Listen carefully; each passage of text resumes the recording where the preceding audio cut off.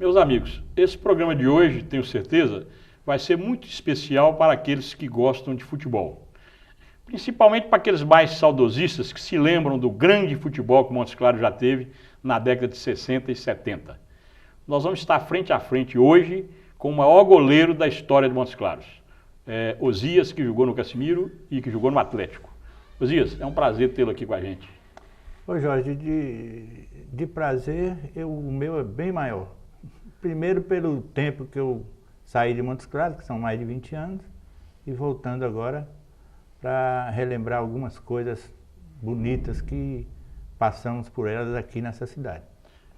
Osias, você é daqui de Montes Claros mesmo? Você começou a jogar futebol aqui, né? Eu comecei aqui em Montes Claros, mas eu nasci em Pedro Leopoldo, Minas Gerais. E como é que você veio parar em Montes Claros? Rapaz, eu tenho um giro, por sinal, até muito bonito, porque o Pedro Leopoldo eu fui para a Zona da Mata voltei para Belo Horizonte fui para Pirapora para São Francisco, Montes Claros.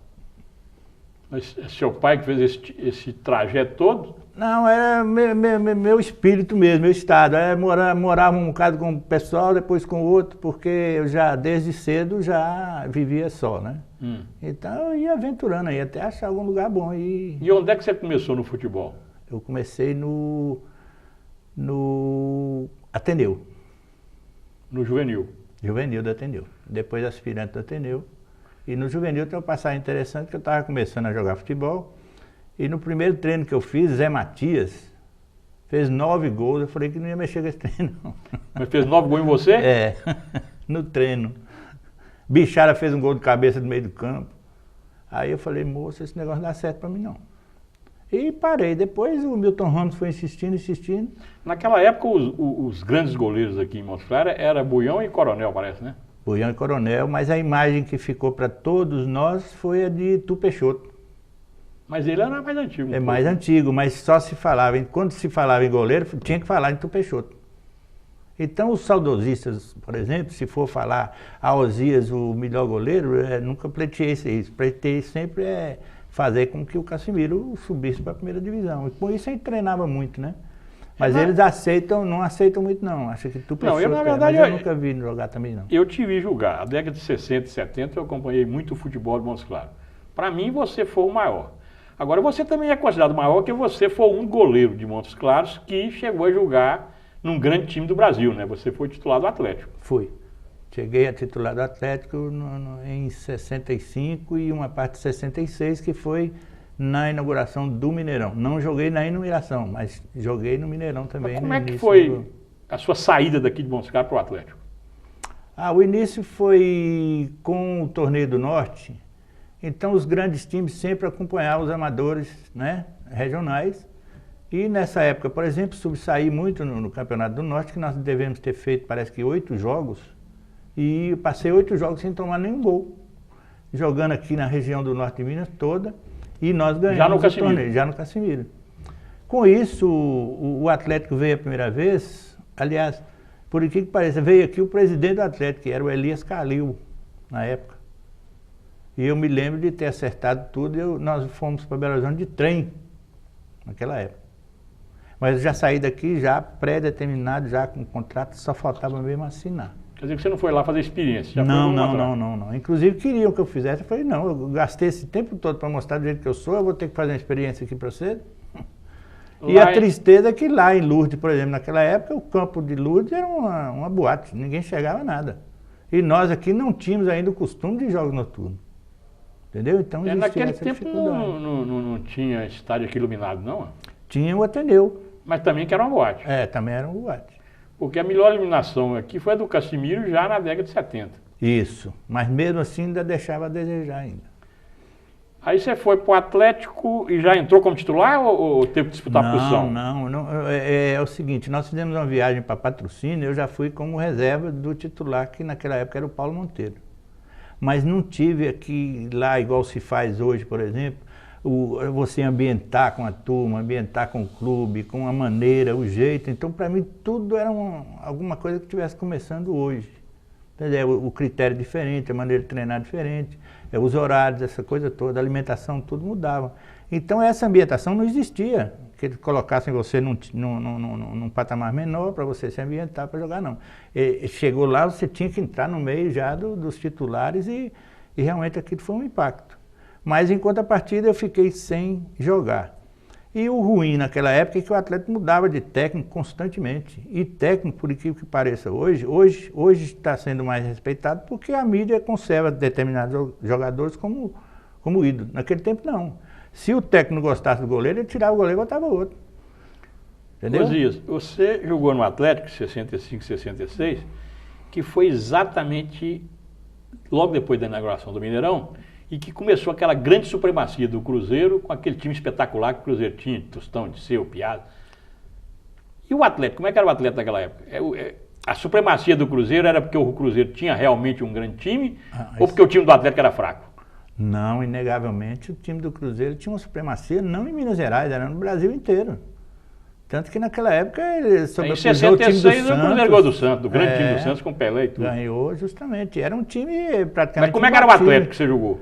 Era raça, correria. Não tinha grandes jogadores, não? Não tínhamos, não. Os grandes jogadores naquela época iriam se sobressair futuramente. Você chegou a jogar com o Buglé? Joguei com o Buglé. Não, mas o Buglé era um grande jogador. Um grande jogador, mas em termos de Atlético e Cruzeiro, em relação aos outros jogadores, como você me perguntou, se tinha um grande time, não. Nós tínhamos muita raça. Mas não tinha um jogador que sobressaía, como se diz, o conjunto do Cruzeiro, era de uma supremacia fabulosa. Ninguém... Quais os jogadores do Atlético? Qual o time do Atlético daquela época sua? Você lembra? Me lembro sim. Tinha Canindé, tinha Marcelino, os dois laterais. Marcelino de Montes Claros. Tinha Bueno, que era um zagueiro, tinha o Grapete, tinha o Décio Teixeira. O Décio Teixeira, inclusive, foi seleção brasileira de juvenil na época. No meio do campo tinha Paulista, que tinha vindo do Vasco, tinha Buglé, tinha Buião, tinha Toninho, Vila Dôniga, Nilson. E depois era uma mutação danada. Entra um, sai outro, entra um, sai outro, muita experiência, mas ninguém que realmente resolvia o problema. Desse time do Atlético, o Grapete veio ser campeão brasileiro depois em 71. Mas nenhum ídolo naquela época, certo? Depois é que foram se firmando. Então, o Cruzeiro, a supremacia do Cruzeiro é porque o time realmente era muito melhor. Muito melhor, sem comparação. E outra coisa, tinha uma base fabulosa. Naquele tempo, por exemplo, vamos dizer assim, sai Evaldo, entra Palhinha. Pelo amor de Deus, quando você pensava que o negócio estava acabando... Quantos jogos você fez contra o Cruzeiro como titular do Atlético? Eu fiz 3 jogos somente. Perdeu os 3? Perdi os 3. O placar elevado ou o jogo apertado? Não, 2-1, 3-1, 1-0. Nunca houve placar dilatado, não. E pelo Casimiro de Abreu nós empatamos com o Cruzeiro no Mineirão. Você vê como é que é. Pois é, mas isso já na década de 70. Já na década de 70. Osias, mas vamos voltar um pouco mais no seu início. Então você começou no Ateneu. No Ateneu. Em 60 para 61. Jogou quanto tempo no Ateneu? Eu fui para o Casimiro acho que em 63, acho que foram 2 ou 3 anos, não me recordo bem não. A memória falha. Mais ou menos, eu acho que foi em 62. Eu te vi jogando já no Casimiro em 62. A gente, às vezes, pega porque a gente não guarda esses detalhes. É a mesma coisa das pessoas, às vezes, te cumprimentam na rua, você fala, oi, como é que vai ser? Mas você não consegue, porque você estando dentro do campo é uma coisa. Para você conhecer a arquibancada toda é difícil. Mas de lá todo mundo te conhece, né? E a gente tem que ter aquela tranquilidade para cumprimentar todo mundo e não parecer... Aí você jogou no Casimiro de 62 a 65, 65 foi para o Atlético. 65 fui para o Atlético, 66 eu voltei no segundo semestre, né? E aí já fui para o Casimiro de Abreu.